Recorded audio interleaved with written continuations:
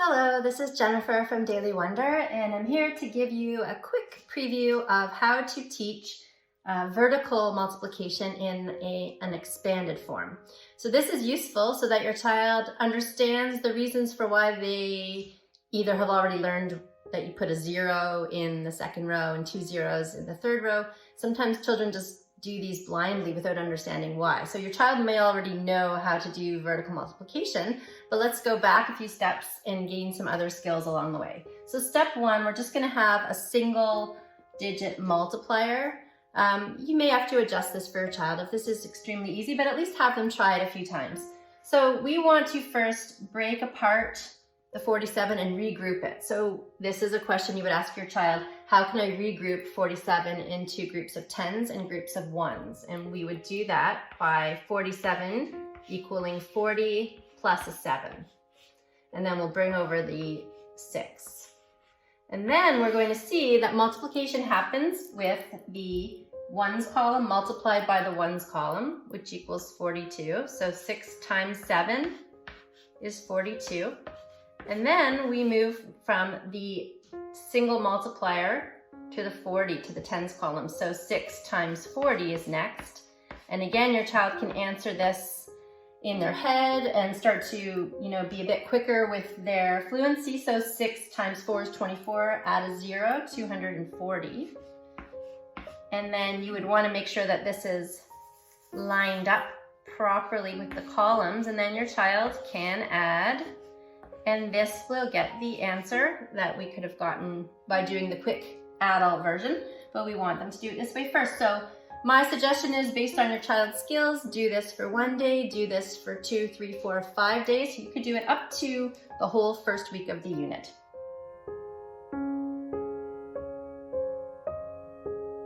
Now we're working with a 2-digit multiplier.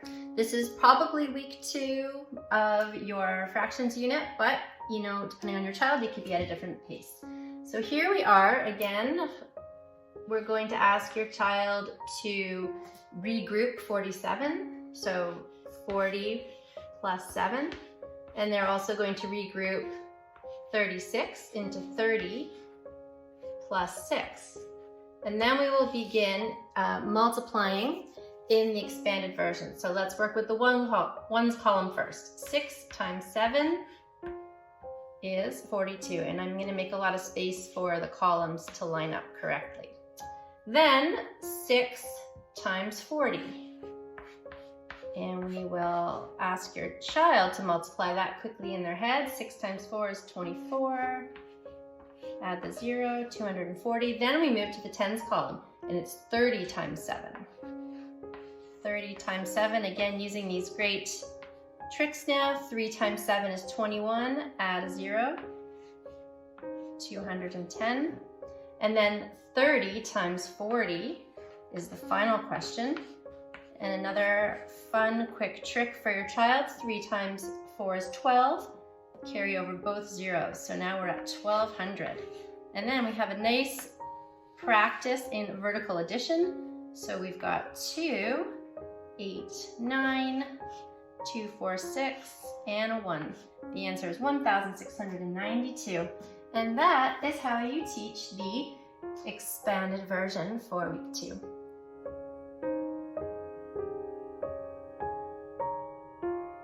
The final step in teaching vertical multiplication. So you've spent probably 2 weeks working on the expanded version, and maybe by now your child is just beyond themselves, exasperated with how many steps they have to take. Well, here's just the most wonderful opportunity to say, okay, you are ready for this short form, the adult version, the quick steps, now that you know all the mystery behind the quick steps.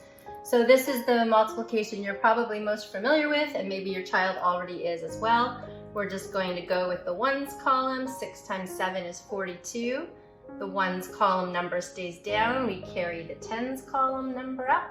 Then we stay with the 6 times the 4, which is 24. Add 4 is 28.